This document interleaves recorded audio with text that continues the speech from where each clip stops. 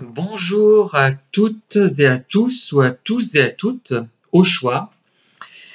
Je viens vous annoncer que je vais arrêter peut-être pas définitivement, mais au moins pour une durée importante, peut-être 1 an, mes vidéos sur les personnes manipulatrices, perverses, malveillantes, pour plusieurs raisons. Déjà, j'ai l'impression d'avoir fait le tour du sujet et de rabâcher, depuis quelque temps, pas depuis très longtemps d'ailleurs, hein.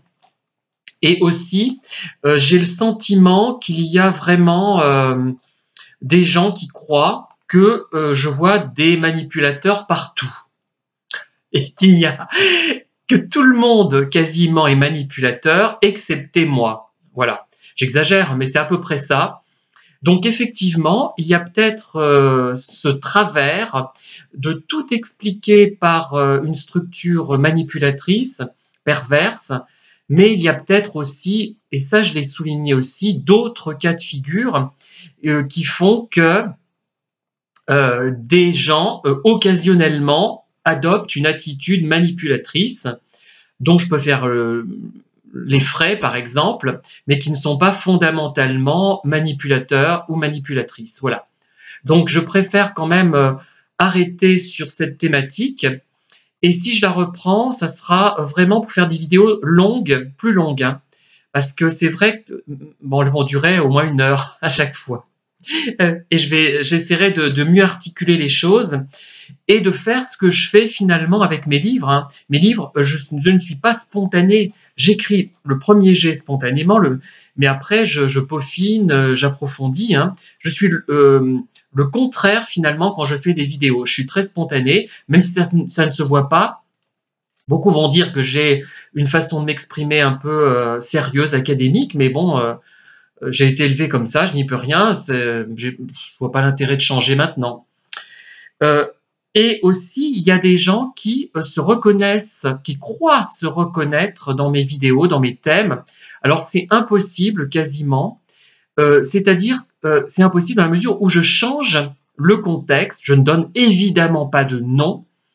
Et il m'est arrivé d'ailleurs une chose amusante, c'était il y a quelques années, il y avait, oui, il y a quelques années, oui, il y avait un auditeur ou une auditrice qui avait cru, qui n'était pas du tout à mon avis pervers ou perverse, hein, qui avait cru que je parlais de lui ou d'elle. Je ne sais plus qui c'était, mais ça m'avait un peu fait peur, parce que si les gens sont là, c'est un peu embêtant. Après, si il se trouve que vous vous reconnaissez dans des comportements manipulateurs, ça peut peut-être vouloir dire pas forcément que vous êtes pervers narcissique, mais que vous avez adopté à un moment donné, pour des raisons peut-être liées au contexte, parce que ma formation en psycho, elle est liée au contexte dans lequel évoluent les personnes. Donc, en fonction de ce contexte, peut-être avez-vous adopté une attitude manipulatrice sans le vouloir ou en le voulant, consciemment ou non. Voilà. Mais bon, après, je ne fais pas allusion à ceux qui sont réellement de structure manipulatrices, enfin, qui sont vraiment manipulateurs ou manipulatrices de structure, parce que là, ils ne vont pas, même pas se reconnaître, je pense. Je sais même pas, parce que ils ont tellement peu de recul par rapport à eux-mêmes, ils ont tellement peu de toute façon de capacité à se remettre en question, à changer, que ça ne vaut même pas la peine d'en parler. Alors par contre, je vais certainement m'amuser à écrire un roman, mais à la manière des romans que j'écris, hein. Ça ne sera pas un roman commercial, j'aurai peut-être 10 lecteurs, dans le meilleur des cas. Bon, j'en ai eu plus parfois, parce que je faisais beaucoup de dédicaces autrefois, mais ça sera... j'en ai fait d'ailleurs, hein, le voleur de trottinette, c'est bien une histoire de manipulateur qui change et qui devient bon à la fin, et je vais peut-être en faire un, certainement même, et je ne sais pas encore comment je vais situer le personnage, en quel contexte. Il faut que je prenne un contexte que je connais, qui m'est familier. Et là encore, il y en a qui vont se reconnaître, ça va m'agacer, je sens que ça va m'énerver. Je vais m'énerver un jour, hein.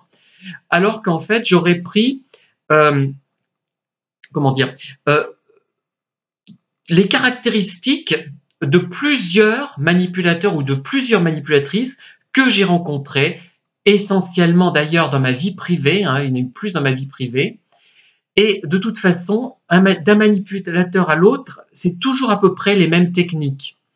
Avec moi, il joue beaucoup sur le silence radio, par exemple, parce que ce silence radio va me pousser à la faute finalement, va me faire réagir, d'ailleurs pas forcément de façon impolie, mais peut-être insistante, et ils vont dire ah bah tu nous harcèles, mais non, on insiste pour obtenir une réponse, une réponse à nos questions. Parfois, on est préoccupé par quelque chose, quel que soit le sujet, voilà. Et ils vont trouver ce prétexte pour dire qu'on est agressif, qu'on est méchant, etc. C'est classique. Il y a tellement, avec moi, c'est un peu ce qu'ils utilisent le plus souvent, hein.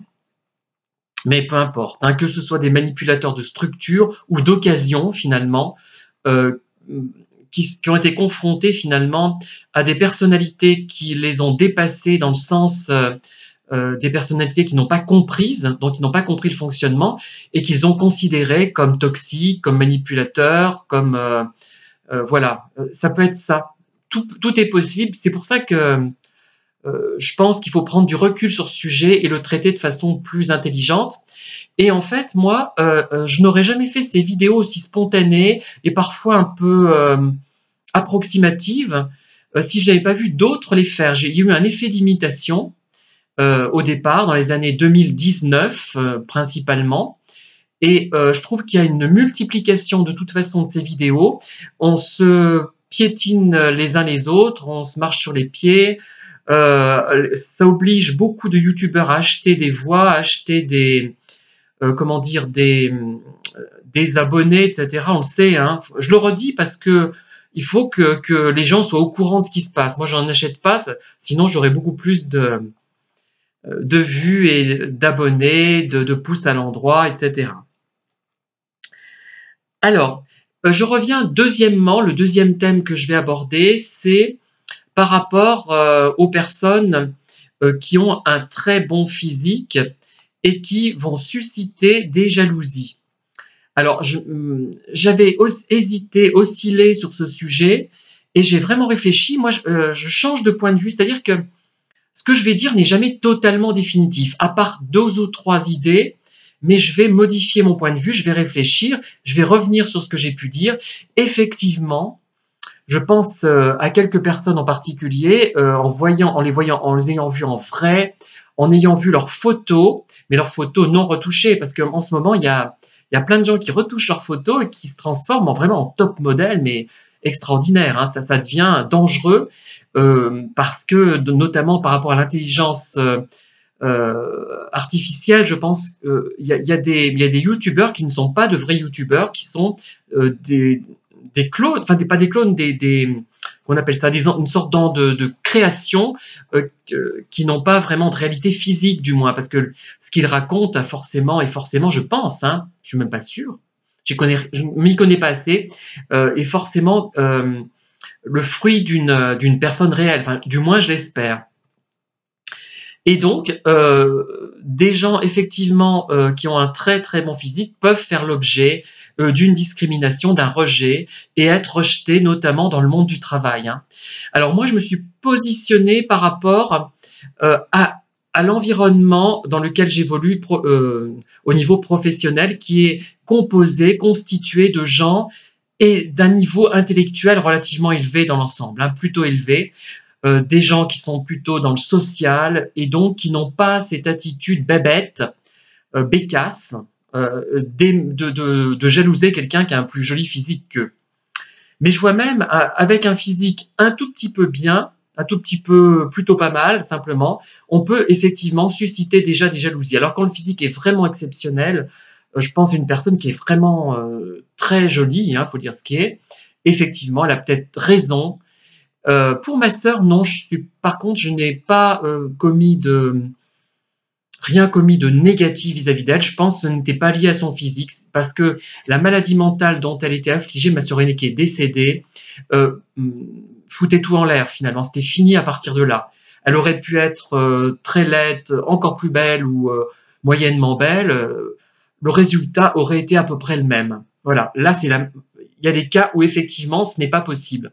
Bon, après, effectivement, il y a des endroits qui sont constitués de bécassos et de bécasses et de bécassines, hein.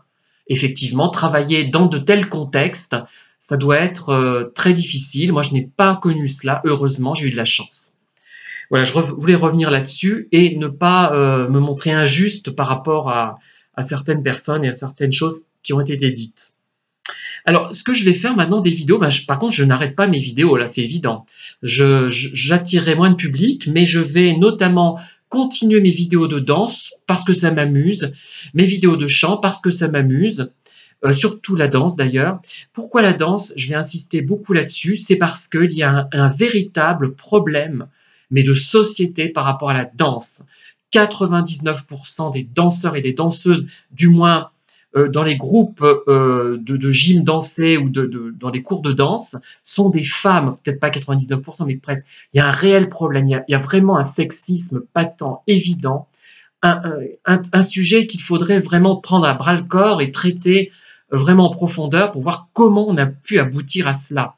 Je vous donne un exemple. Quand j'étais à Beaumont, dans les années, on va dire 2015 à peu près, hein, enfin j'ai été à Beaumont avant, mais vers cette année 2015, j'étais dans un groupe d'aérodance et ça surprenait tellement les gens que des élus venaient derrière la vitre de la salle pour me voir parce qu'ils ne pouvaient pas comprendre, ils étaient étonnés qu'un homme puisse être dans ce groupe. Vous vous rendez compte? C'était en 2015, pas en 1815, 1915, et encore, peut-être que les hommes dansaient plus à cette époque.